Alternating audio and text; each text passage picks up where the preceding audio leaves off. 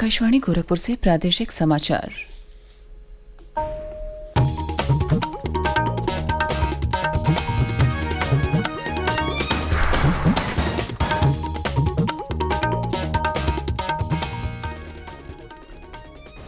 नमस्कार, समाचार बुलेटिन के साथ में शिवानी अरोरा। पहले मुख्य समाचार। प्रदेश में चौथे चरण के लोकसभा चुनाव में कल 13 संसदीय सीटों के लिए होगा मतदान। आज रवाना की जाएंगी पोलिंग पार्टी। विभिन्न राजनीतिक दलों के वरिष्ठ नेता और स्टार प्रचारक आज प्रदेश में करेंगे रैली। भाजपा के वरिष्ठ नेता और प्रधानमंत्री नरेंद्र मोदी कल से 2 दिन के वाराणसी दौरे पर। निर्वाचन आयोग ने तीसरे चरण के चुनाव के अंतिम आंकड़े जारी किए। कांग्रेस अध्यक्ष मल्लिकार्जुन खड़गे ने आंकड़े जारी करने की निर्वाचन आयोग की कार्यविधि को लेकर आयोग को लिखा पत्र। और आगामी 2 दिनों तक प्रदेश के कई जिलों में धूल भरी हवा के साथ बारिश की संभावना। अब समाचार विस्तार से। लोकसभा चुनाव के चौथे चरण का प्रचार अभियान कल शाम समाप्त हो गया।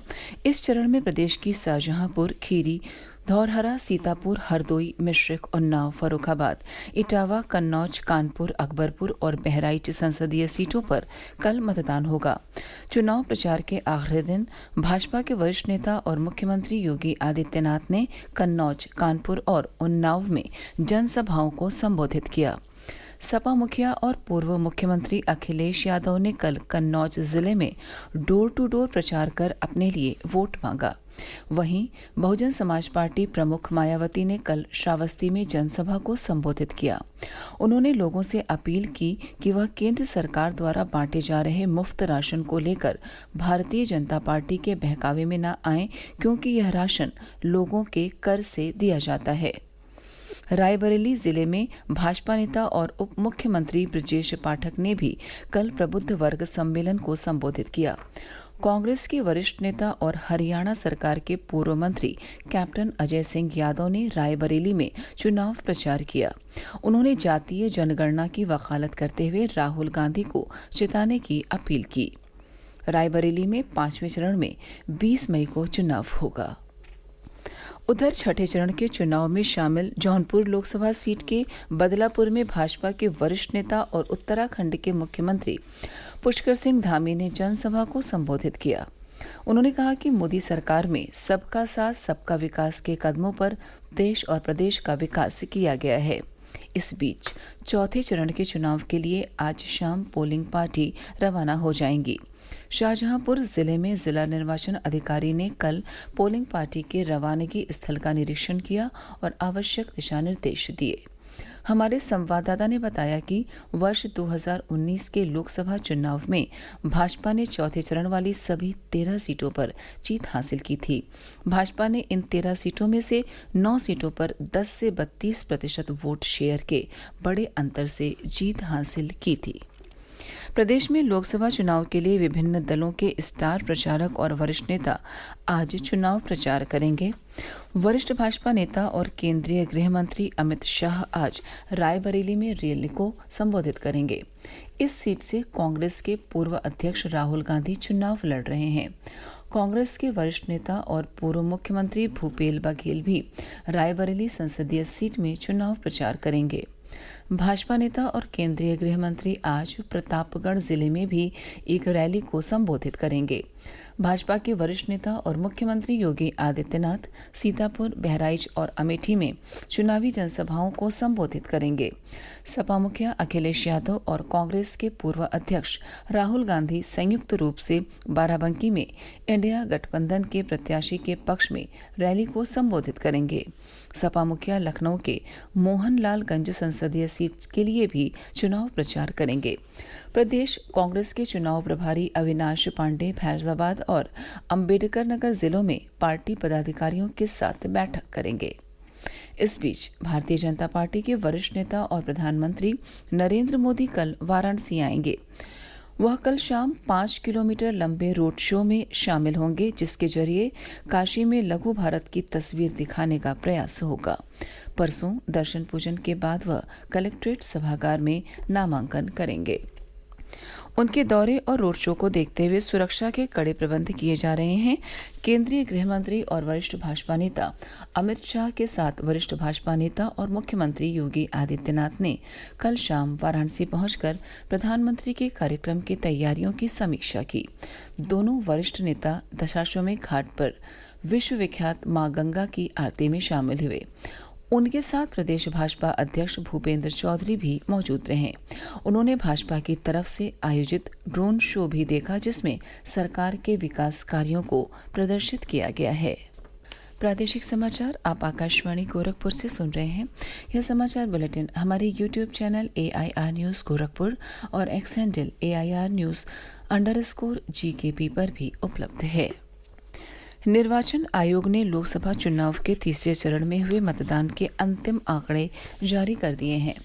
तीसरे चरण में कुल 65.68% मतदान हुआ। इनमें लगभग 66.89% पुरुष, 64.41% महिलाएं और 25.2% थर्ड जेंडर थे। इस बीच कांग्रेस अध्यक्ष मल्लिकार्जुन खड़गे ने चुनाव के प्रत्येक चरण के बाद मतदान संबंधी आंकड़े सार्वजनिक करने की निर्वाचन आयोग की कार्यविधि पर आपत्ति जताई है।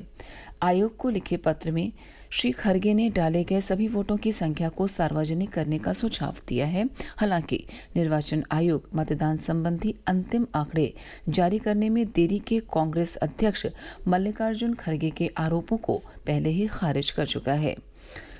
कांग्रेस अध्यक्ष को लिखे पत्र में आयोग ने स्पष्ट कर दिया है कि यह आरोप अनुचित और तथ्यहीन है और पक्षपात पूर्व भ्रम फैलाने का प्रयास है। श्री खड़गे ने इससे पहले सोशल मीडिया पोस्ट में आयोग के पहले के मतदान आंकड़ों में कथित विसंगतियों का उल्लेख किया था।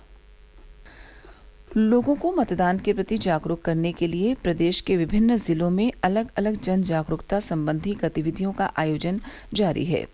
वाराणसी जिले में छात्राओं ने कल रैली निकालकर लोगों को मतदान के प्रति जागरूक किया। गोरखपुर जिले में अखिल भारतीय विद्यार्थी परिषद की महानगर इकाई द्वारा महिला छात्रावास में मतदाता जागरूकता अभियान का आयोजन किया गया। भदोही जिले में स्वीप के तहत मतदान प्रतिशत को बढ़ाने के लिए प्राथमिक पाठशाला महजूदा में बूथ चर्चा कार्यक्रम का आयोजन किया गया। स्वीप प्रभारी और मुख्य विकास अधिकारी ने इस मौके पर बुजुर्ग मतदाता को सम्मानित किया। औरैया जिले के विभिन्न शिक्षण संस्थानों में विविध गतिविधियों के जरिए मतदान के लिए संकल्प लिया गया और लोगों में जागरूकता का संदेश दिया गया। आजमगढ़ जिले में पिंक स्कूटी रैली निकालकर लोगों को मतदान के लिए प्रेरित किया गया। कुशीनगर जिले में मशरूम स्पॉम तैयार किया गया है। हमारे प्रतिनिधि की एक रिपोर्ट।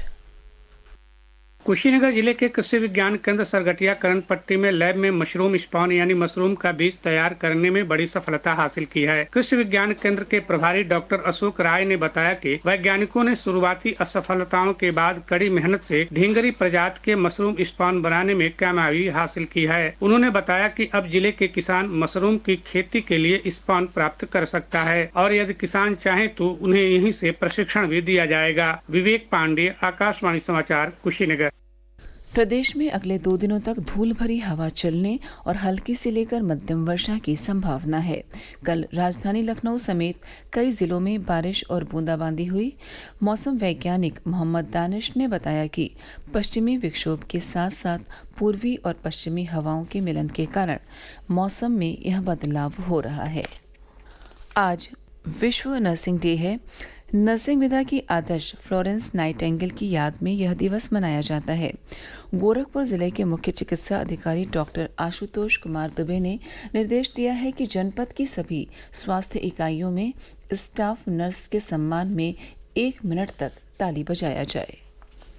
और अंत में इस बुलेटिन के मुख्य समाचार एक बार फिर। प्रदेश में चौथे चरण के लोकसभा चुनाव में कल 13 संसदीय सीटों के लिए होगा मतदान। आज रवाना की जाएंगी पोलिंग पार्टी। विभिन्न राजनीतिक दलों के वरिष्ठ नेता और स्टार प्रचारक आज प्रदेश में करेंगे रैली। भाजपा के वरिष्ठ नेता और प्रधानमंत्री नरेंद्र मोदी कल से 2 दिन के वाराणसी दौरे पर। निर्वाचन आयोग ने तीसरे चरण के चुनाव के अंतिम आंकड़े जारी किए।